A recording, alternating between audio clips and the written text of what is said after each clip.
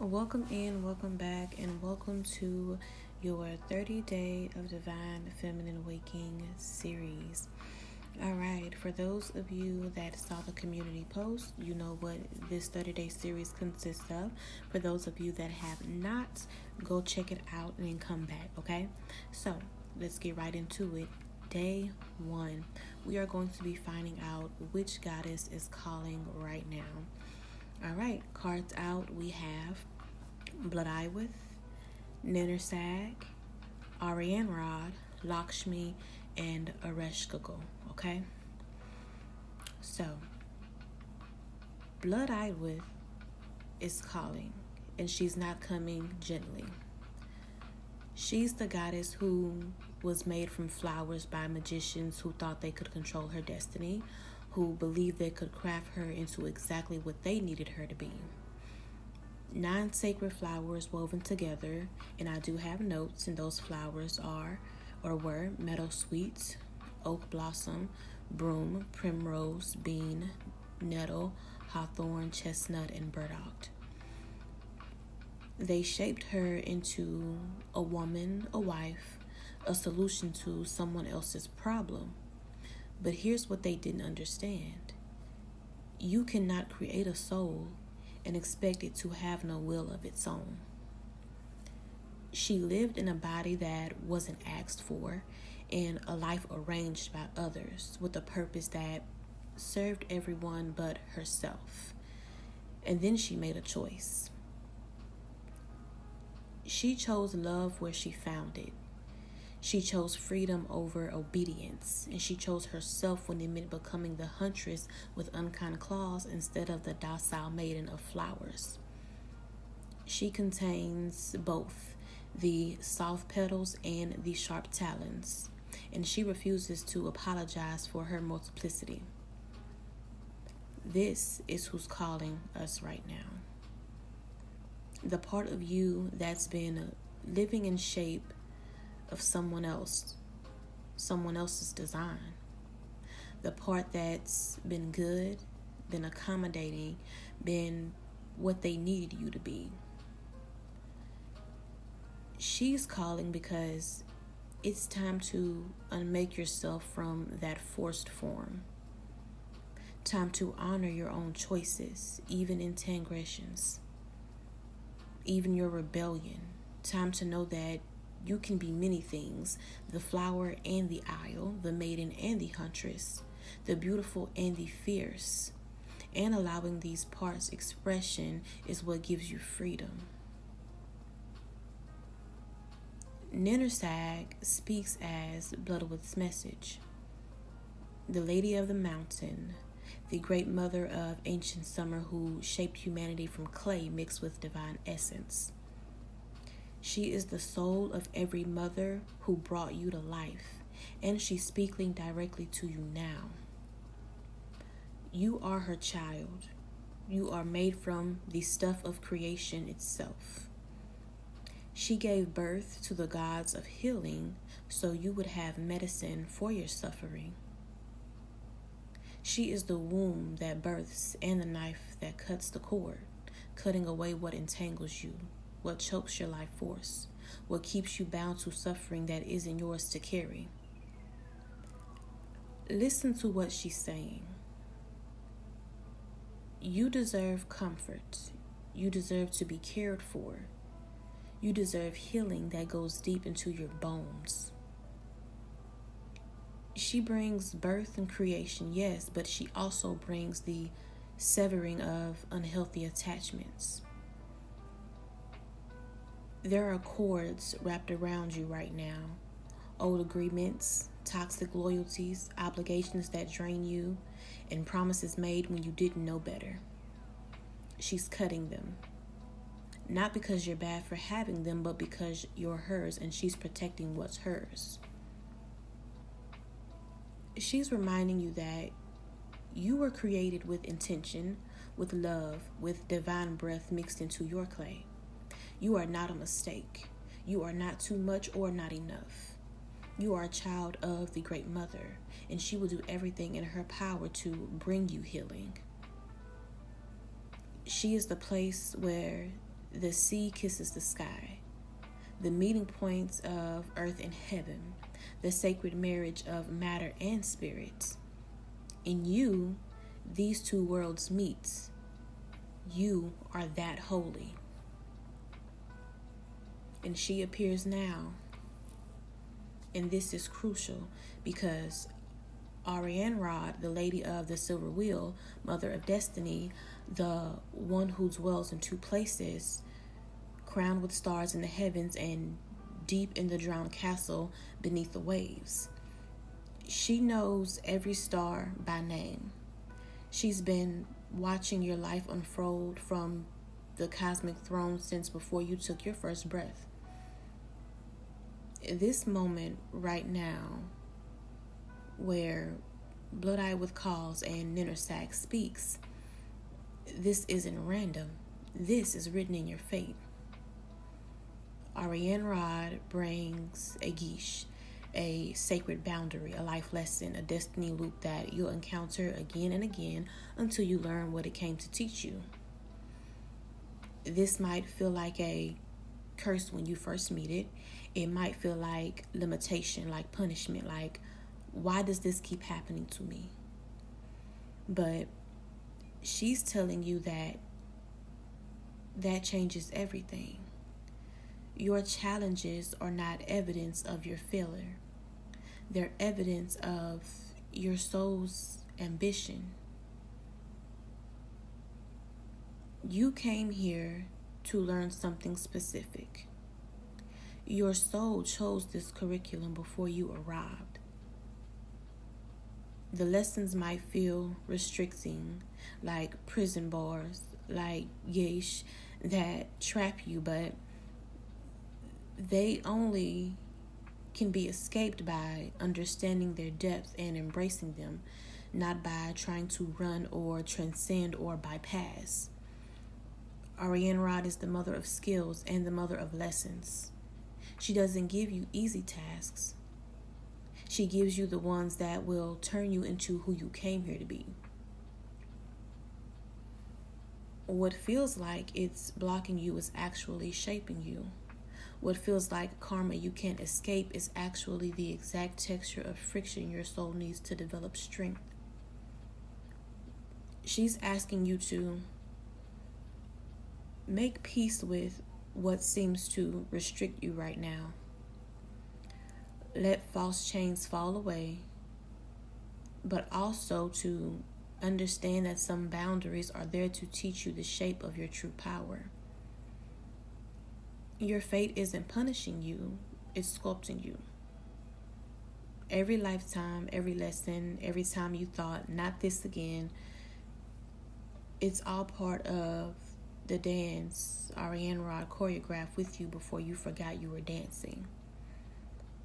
And here's the gift she offers through Lakshmi. The power to stop struggling in scarcity and start living in overflow. Lakshmi isn't just about money, though she can bring that. She's about the sacred nectar of life itself. The Amrita that satisfies every thirst. She sits on her lotus throne and asks you one question. Are you willing to be generous? True abundance can come to someone with clenched fists and a closed heart. It can flow to you if you're hoarding what little you have, terrified there won't be enough. Lakshmi's gift is this. When you become abundant in spirit, generous with compliments, kind with your energy, and bountiful with your gifts, you create your own fountain. You become the source. The nectar flows through you and from you, and in giving it away, you find you have more than you started with. She's teaching you that the universe works on circulation, not accumulation. When you try to only receive, only take, only protect what you have, you block the flow. But when you give from overflow, when you share your sweetness, when you are generous even before you feel like you have enough, that's when the fountain activates. That's when you taste the Amrita. Good deeds attract kindness, and your generosity draws prosperity like a magnet. And your overflow creates a cycle that never stops feeding you. But, and this is important, she cannot give this nectar to those who seek only wealth without entering the cycle of generosity. The richest being can't taste her sweetness unless they're willing to share it. So she's offering you meaningful prosperity, not empty riches. She's offering you the kind of abundance that fills your days with vitality, that makes you feel full and satisfied and blessed. But you have to enter the circle. You have to give to receive. You have to let the sacred nectar flow through you, not just to you. And to embody all of this, to become the freed blood eye with, to receive Nintersag's healing, to understand Ariane Rod's lessons, and to activate Lakshmi's overflow, you must first descend with OracleReleased into the underworld. And this is not optional. This is not something you get to skip because it's uncomfortable. The Queen of the Dead, who defied Inanna herself, is standing at the gates, and she's telling you, you have to go down before you can rise up. OracleReleased rules the vast, endless, innumerably populated land of the dead. She is the keeper of grief, the holder of loss, and the one who sits with what everyone else tries to avoid.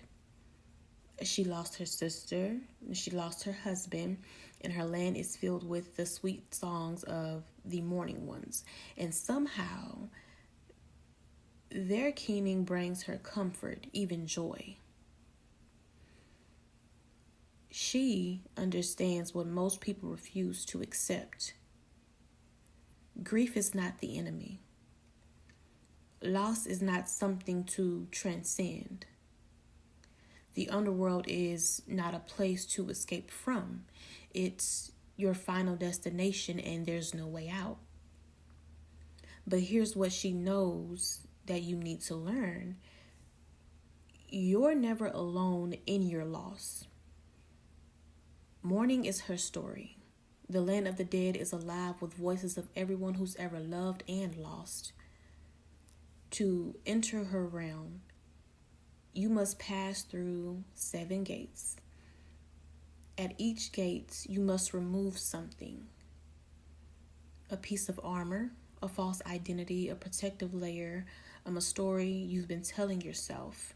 You must strip away everything that isn't true until you stand naked in your grief, in your truth, in your raw humanity. This is how you become her. This is embodiment. You must stop running from the dark parts of yourself. You must stop trying to rise above your pain or manifest your way out of your sorrow. You must sit in the underworld and let OracleReleased hold you there until the transformation is complete.